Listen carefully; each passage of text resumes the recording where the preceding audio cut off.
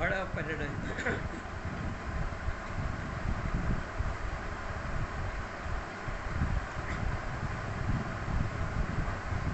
अगर वो ख़त मुझे सिर्फ एक दिन पहले मिल गया होता तो शायद हम आज यहाँ ना होते। दीपाली ने कहा। आसमानवी लिबास मिस्ट्रेस सरसूसी ने केले के झुंड में निकल कर तवे की कश्ती मेज़ पर रखी। एक बड़ा bird of paradise rain tree के शाखों पर उतर कर नीचे आई और घास पर चलने लगी। यास्मीन उसे गौर से देख रही थी। पहाड़ी के नीचे स्पेनिश कॉलोनियल वजह के बंगले में से कैप्सो म्यूज़िक की आवाज़ आने लगी। शोनो की गर्लफ्रेंड सान फेंटेरियो से आई हुई है। दीपाली ने पानी एक बूंद टपक रहे एक पानी के एक बूंद टपक रहे टपक से ज़मीन पर आन गिरी। टप सी। यास्मीन ने ऊपर देखा। बादल की शफाफ नाला बह रहा था। सर पर सुर्ख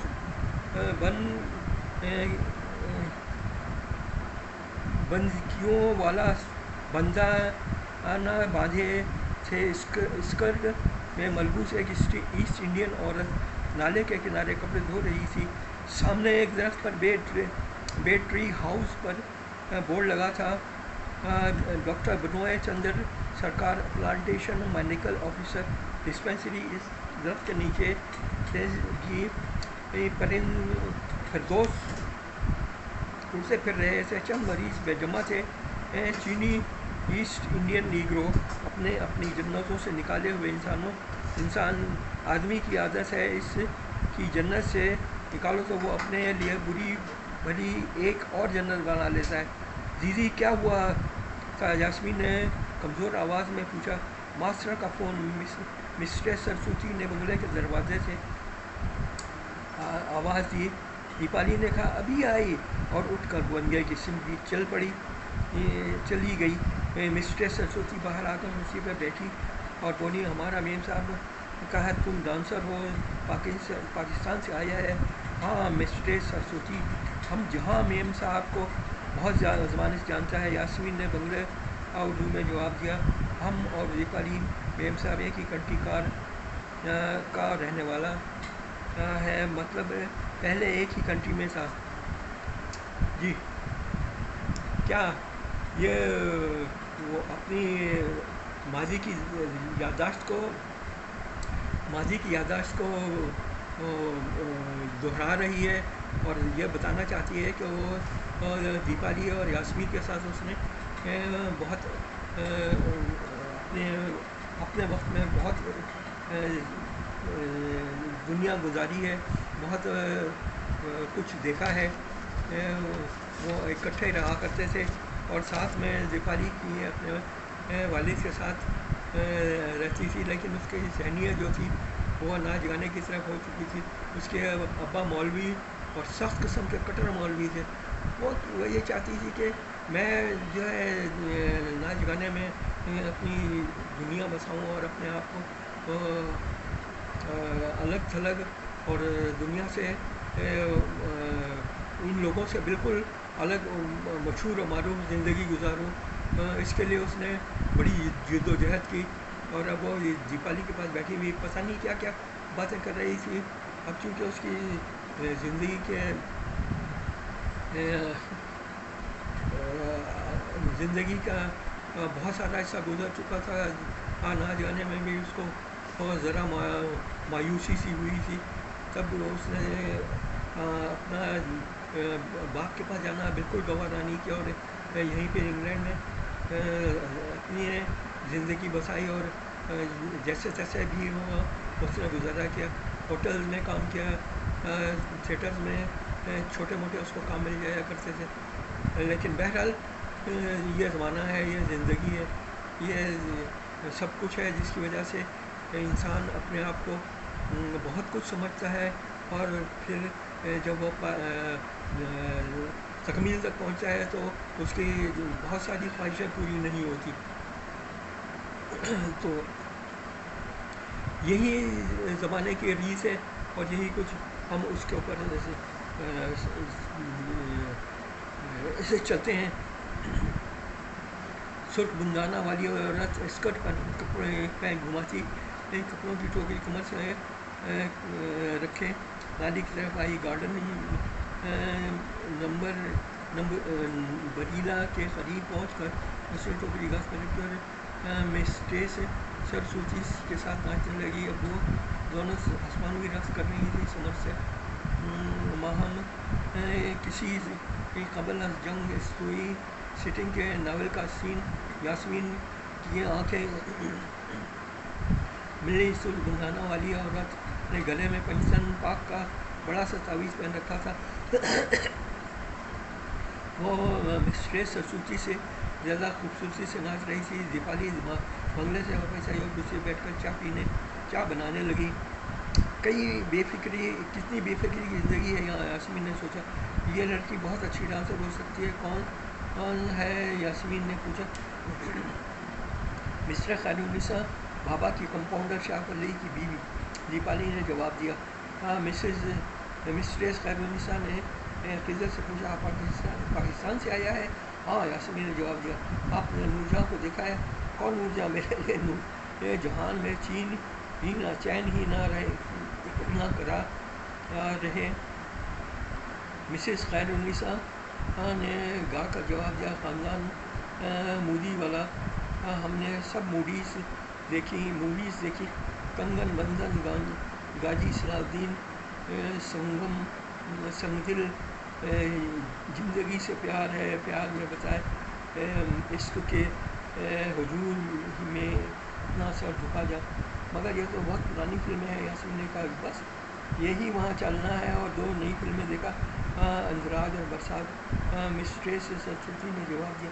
अच्छा सर, जैसे आपने ये बात की कि इसमें अभी आपने डिस्कशन की मतलब जिस भी लेडी के बारे में के हवाले से कि आपने उसके ज़िंदगी का गुजारने का तरीका बताया, इसी तरीके से अभी जो यास्मीन कैरेक्टर आया है, तो इसको लाने का क्या मकसद है राइटर का? भाई ये उसकी एक तरीके से जो ये दोस्त है उसकी, उसका नाम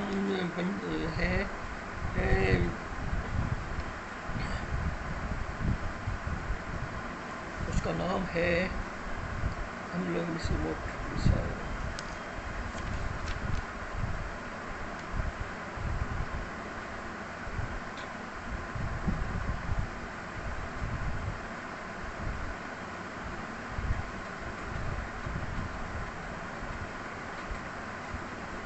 दीपाली है उसका नाम। दीपाली नाम। और वो उसकी बहुत प्यारी सहेली है और बचपन से उसके साथ है। उसके साथ उसने अपनी ज़िंदगी गुजारी। लेकिन जब वो ज़िंदगी के ऐसे मोड़ पर आ गई कि वो नाच गाने की तरफ मुतवज्जह हुई, तो लोगों की दोस्ती तो रही लेकिन राहें जुदा हो गई। वो इंग्लैंड चली गई, ये वहीं बांग्लादेश में ही रही। अब ये कुछ होता था सरस्वती, क्या नाम बताया था मैंने उसका? दीपाली अपने तौर पर अपने माँ बाप के घर रहती थी और उसने एक नया शऊर बनाया था और उसी के तहत वो अपने आप को ढालती रही और आगे चलती रही। नहीं तो इसमें यानी आप जैसे बुक पढ़ चुके हैं, तो या ये चैप्टर है इसमें क्या बताने की कोशिश की है लिखने वाले ने कुछ बताने की कोशिश बर्ड इन पैराडाइज है। बस सिर्फ उसने ये दोनों का फ़र्क बताया है कि एक औरत जो है अपने इंतहा को पहुंच चुकी है, डांस वांस सीख चुकी है, मौलवी की बेटी है, मौलवी ने उसको ऑफ कर दिया है। वो मौलवी यानी उसका बाप जो भी उनका मजहब है, हाँ, उसके मानने मतलब सही है, पॉप या जो भी हो सही है। और फिर उसके बाद अब बहुत अरसे के बाद वो दीपाली से मिली है और वो यहाँ की मज़हब के बारे में अपने तो कुछ नहीं कहती, लेकिन ये कि अब जो कुछ भी है वो दीपाली के मुंह से सुनना चाहती है। और बहरहाल वो एक नादिर रोज़गार लड़की है और अपने मुल्क आई हुई है और ज़िंदगी के दिन इस तरह गुजार रही है। तो वो जो पाकिस्तानी लड़की है वो क्या, उनका क्या कैरेक्टर है? पाकिस्तानी लड़की कौन जो आती है पाकिस्तान से, जिसको यही यास्मीन है ना, जो हाँ जी, पाकिस्तान से होकर आती है। और उसको किसी ने किसी ने इंग्लैंड भेजा था और वो इंग्लैंड में डांस वांस के वजह से बहुत मशहूर हो गई थी और फिर उसके बाद उसकी शोहरत कम होती चली गई क्योंकि डांस वांस की ज़िंदगी जो है लिमिटेड होती है। हाँ 5-10 साल की होती है और वो उसी के में अपने आप को अगर वो बना ले तो बना ले। तो इससे हम हासिल क्या कर रहे हैं? यानी बर्ड इन पैराडाइज का अगर हम बात करें कि हर चीज़ का एक प्लॉट होता है, प्लॉट ये दरअसल बर्ड इन पैराडाइज जो है जगह का नाम है और परिंदों का नाम है जहाँ पर ये रहती हैं, दीपाली रहती है और वहाँ पर ये परिंदे पाए जाते हैं।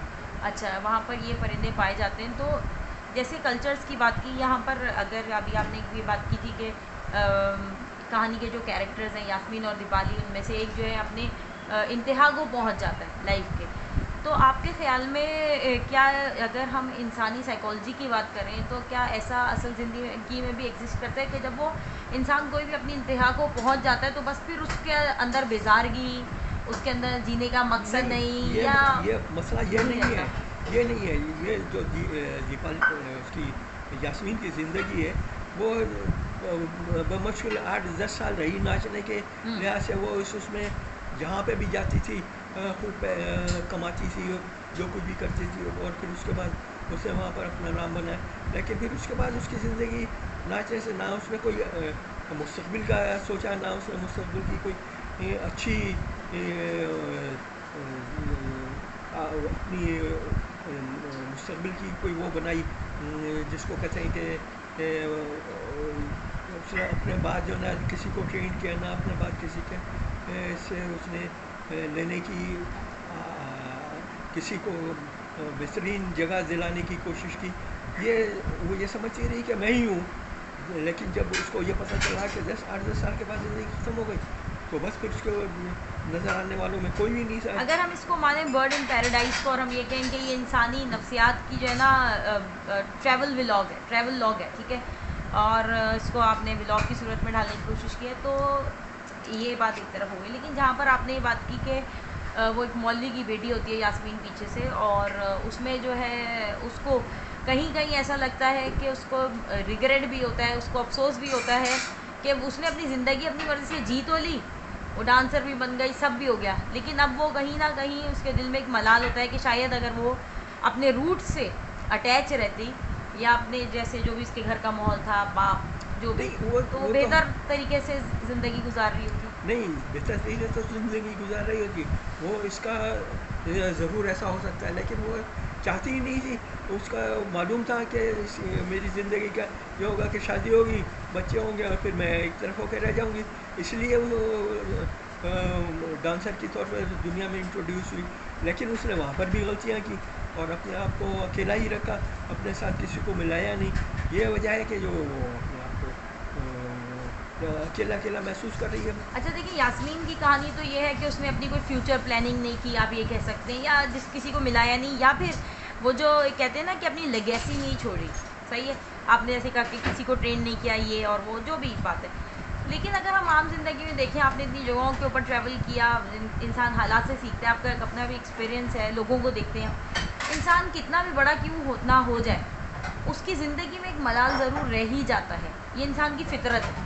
और मेरे ख़्याल में, आपके ख़्याल में, अगर नेचर को फॉलो किया जाए, मतलब जैसे वो बिल्कुल एक आज़ाद होकर रहना चाहिए, जैसे, तो आपके ख़्याल में वो ज़्यादा बेहतर था, या फिर अगर वो जो एक नेचर के प्रोसेस को फॉलो करती, जिस चीज़ को उसने अवॉइड करना चाहा, वो ज़्यादा बेहतर था? नहीं, बेहतर की बात यहाँ पर इसलिए नहीं आ सकती कि उसने इसके अलावा कुछ सोचा ही नहीं था।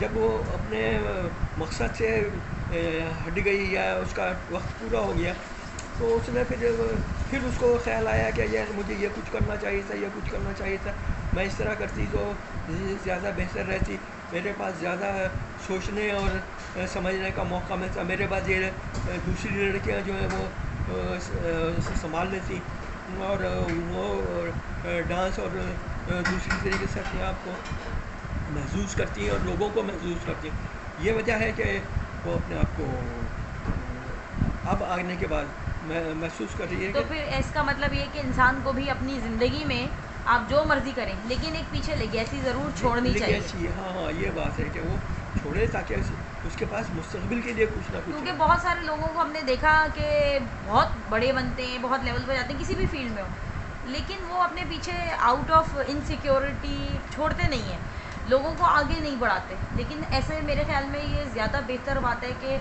अगर हम इस लेवल पर किसी लेवल पर पहुंच जाएं, किसी मकाम पे पहुंच जाएं, तो अपने साथ लोगों को भी ग्रोथ करना चाहिए, उनकी भी ग्रोथ के बारे में भाई सोचना चाहिए। ये जो ग्रोथ करने की बात है वो अपनी जगह बेहतर है, और उसमें बड़ी किस्मत का बड़ा दखल होता है। ग्रोथ करने के बाद जो नीचे से आने वाले लोग हैं वो अपने बड़ों का ख्याल करें, और वो अपने बड़ों के लिए वो कुछ करें जो वो अपने छोटों के लिए चाहती थी और ग्रो करना चाहती थी। लेकिन कुछ लोग ऐसे होते हैं जो इस चीज़ से मायूस हो जाते हैं और बड़ों को छोड़कर अपनी नई ज़िंदगी बसा लेते हैं। इस सूरत में भी बड़े जो हैं वो अपने आप को तन्हा महसूस करते हैं। लेकिन देखिए हमने हमेशा जैसे माँ बाप हैं, बच्चों को पालते हैं, वो अपना काम करते हैं बगैर किसी गर्ज के, क्योंकि उनको ये एक प्रोसेस है। इसी तरीके से अगर हम किसी वही वाली बात कि अगर हम किसी जगह पर पहुंच गए, फेमस हो गए फॉर एग्जांपल, तो हमें वो ग्राउंड जो कि हमने जिन बेसिस के ऊपर चलकर खुद फेमस हुए, कामयाबी हासिल की या ज़िंदगी का मकसद अचीव कर लिया, हमें लोगों को ज़रूर बताना चाहिए, उस पर ज़रूर डालना चाहिए। नतीजा तो अल्लाह के हाथ में है या बनाने वाले के हाथ में है। हमारा काम सिर्फ कोशिश करना है मुआशरे में कोई अच्छाई छोड़ने का। हाँ हाँ बिल्कुल। तो ये देखो सब यही करते हैं और यही चाहते हैं, लेकिन करना चाहिए। सबसे बड़ी बात, जैसे माँ बाप हैं वो अपने बच्चों के लिए कुछ करते हैं और बच्चे जो हैं छोड़ जाते हैं सपोज, लेकिन वो क्या करते हैं कि उन्होंने कुछ ना कुछ पाया होता है, वो आगे बढ़ते हैं तो जाहिर है उनके माँ बाप का भी नाम बीच में आ जाता है, और किसी न किसी तरीके से वो अपने आप को यह जाहिर करते हैं कि वो इन माँ बाप की औलाद हैं, इन्होंने इनको सिखाया है और इन्होंने इनको पढ़ाया है, को कि अब वो उनके साथ नहीं है, या वो मर गए हैं या वो अकेले रह गए। लेकिन जो बात जो रहती है वो अपनी जगह रह जाती है। माँ बाप की जो बात है वो अपनी जगह पर है, लेकिन जो सिखाने की बात है, अपने पीछे लोगों को तैयार करने की बात है, वो अगर आदमी नहीं करता है या वो कोई नहीं सोचता है तो वो उसके लिए बड़ा बुरा होता है। क्योंकि मैंने ये देखा है कि हमने जो एक्सपीरियंस किया, रिप्लेसमेंट तो ज़िंदगी का हिस्सा है। बिल्कुल है। आप आज हैं, कल कोई और होगा आपकी जगह, तो बेहतर है कि उसको एक बहुत ही एहसन तरीके के साथ कर लिया जाए रिप्लेसमेंट का अमल। बिल्कुल। और दूसरी बात, मुझे ऐसा लगता है कि इस जो कहानी है बर्ड इन पैराडाइज में, जो यास्मीन मायूस हो गई या थोड़ी सी ज़िंदगी से परेशान नजर रही, वो होना नहीं चाहिए। आपके लिए मेरे ख्याल में ग्रोथ के लिए कोई एज तो नहीं है ना? नहीं, ग्रोथ के लिए एज है, लेकिन काम की नौइयत होती है। अब डांस के लिए बताया ना पहले 5-10 साल का वक्त होता है, उसमें अगर 5-10 साल का वक्त होता है, अगर उसमें वो ग्रो कर ले, अपने पीछे वो बना ले, सीढ़ियाँ बना ले जिसके ऊपर चढ़ कर दूसरे लोग जो है वो डांस के मज़ीद ऊंचे मुकाम तक पहुँचे और उसको अपना उस्ताद मान लें, फिर तो सही है। और वो इस सूरत में बिल्कुल अपना जो कुछ भी है वो संभाल सकती है। लेकिन जब कुछ भी नहीं किया तो वो बिल्कुल मायूस हो गई। चलिए, काफ़ी इसका इंटरेस्टिंग टॉपिक था और ये किससे काफ़ी हमने शेयर हासिल गुफ्तगू आई हमारे पास हासिल की।